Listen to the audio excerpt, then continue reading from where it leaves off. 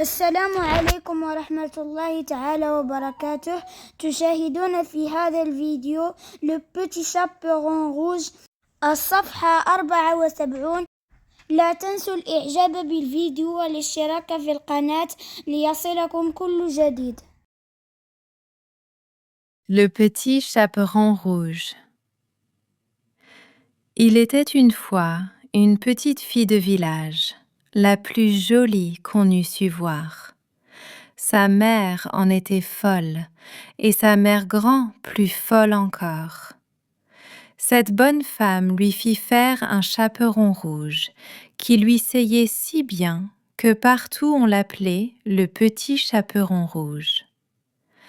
Un jour, sa mère ayant cuit et fait des galettes, lui dit « Va voir comme se porte ta mère grand, car on m'a dit qu'elle était malade. Porte-lui une galette et ce petit pot de beurre. » Le petit chaperon rouge partit aussitôt pour aller chez sa mère grand, qui demeurait dans un autre village. En passant dans un bois, elle rencontra Compère le loup, qui eut bien envie de la manger. Mais il n'osa à cause de quelques bûcherons qui étaient dans la forêt. Il lui demanda où elle allait. La pauvre enfant, qui ne savait pas qu'il est dangereux de s'arrêter à écouter un loup, lui dit « Je vais voir ma mère grand et lui porter une galette avec un petit pot de beurre que ma mère lui envoie. »« Demeure-t-elle bien loin ?» lui dit le loup. « Oh oui !» dit le petit chaperon rouge. « C'est par-delà le moulin que vous voyez tout là-bas, à la première maison de village. » « Eh bien, dit le loup, je veux l'aller voir aussi. Je m'y en vais par ce chemin ici, et toi par ce chemin-là, et nous verrons à qui plus tôt y sera. » Le loup se mit à courir de toute sa force par le chemin qui était le plus court, et la petite fille s'en alla par le chemin le plus long, s'amusant à cueillir des noisettes. Le petit chaperon rouge. Il était une fois une petite fille de village, la plus jolie qu'on eût su voir. Sa mère en était folle, et sa mère grand plus folle encore. Cette bonne femme lui fit faire un chaperon rouge, qui lui seyait si bien que partout on l'appelait le petit chaperon rouge. Un jour, sa mère ayant cuit et fait des galettes, lui dit « Va voir comme se porte ta mère grand, car on m'a dit qu'elle était malade. Porte-lui une galette et ce petit pot de beurre. » Le petit chaperon rouge partit aussitôt pour aller chez sa mère grand, qui demeurait dans un autre village.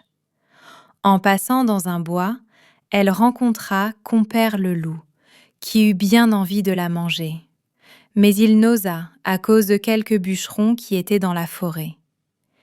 Il lui demanda où elle allait. La pauvre enfant, qui ne savait pas qu'il est dangereux de s'arrêter à écouter un loup, lui dit « Je vais voir ma mère grand et lui porter une galette avec un petit pot de beurre que ma mère lui envoie. »« Demeure-t-elle bien loin ?» lui dit le loup. « Oh oui !» dit le petit chaperon rouge. « C'est par-delà le moulin que vous voyez tout là-bas, à la première maison de village. »« Eh bien, dit le loup, je veux l'aller voir aussi. Je m'y en vais par ce chemin ici, et toi par ce chemin-là, et nous verrons à qui plus tôt y sera. » Le loup se mit à courir de toute sa force par le chemin qui était le plus court, et la petite fille s'en alla par le chemin le plus long, s'amusant à cueillir des noisettes. Le petit chaperon rouge. Il était une fois une petite fille de village, la plus jolie qu'on eût su voir. Sa mère en était folle, et sa mère grand plus folle encore. Cette bonne femme lui fit faire un chaperon rouge, qui lui seyait si bien que partout on l'appelait le petit chaperon rouge. Un jour, sa mère ayant cuit et fait des galettes, lui dit « Va voir comme se porte ta mère grand, car on m'a dit qu'elle était malade. Porte-lui une galette et ce petit pot de beurre. » Le petit chaperon rouge partit aussitôt pour aller chez sa mère grand, qui demeurait dans un autre village. En passant dans un bois, elle rencontra Compère le loup, qui eut bien envie de la manger. Mais il n'osa à cause de quelques bûcherons qui étaient dans la forêt. Il lui demanda où elle allait. La pauvre enfant, qui ne savait pas qu'il est dangereux de s'arrêter à écouter un loup, lui dit « Je vais voir ma mère grand et lui porter une galette avec un petit pot de beurre que ma mère lui envoie. »« Demeure-t-elle bien loin ?» lui dit le loup. « Oh oui !» dit le petit chaperon rouge. « C'est par-delà le moulin que vous voyez tout là-bas, à la première maison de village. »« Eh bien, dit le loup, je veux l'aller voir aussi. Je m'y en vais par ce chemin ici, et toi par ce chemin-là, et nous verrons à qui plus tôt y sera. » Le loup se mit à courir de toute sa force par le chemin qui était le plus court, et la petite fille s'en alla par le chemin le plus long, s'amusant à cueillir des noisettes. والآن ترجمة النص للغة العربية. ذات الرداء الأحمر. كان يا ما كان في قديم الزمان، كان هناك فتاة صغيرة من قرية ريفية، كانت أجمل فتاة يمكن أن تقع عليها العين. كانت أمها تحبها حباً جماً، وكانت جدتها تحبها أكثر من ذلك. صنعت لها هذه المرأة الطيبة رداءً أحمر بقلنسوة، وكان يليق بها كثيراً، لدرجة أن الجميع في كل مكان صاروا ينادونها بذات الرداء الأحمر الصغير. في أحد الأيام، بعد أن خبزت أمها بعض الكعك، قالت لها: اذهبي لتري كيف حال جدتك، فقد قيل لي إنها مريضة. خذي لها كعكة وهذا القدر الصغير من الزبدة.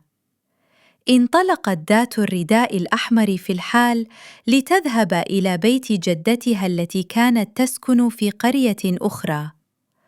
وبينما كانت تمر عبر الغابة، التقت بالسيد الذئب الذي رغب بشدة في أكلها، لكنه لم يجرؤ على ذلك بسبب وجود بعض الحطابين في الغابة، فسألها إلى أين هي ذاهبة؟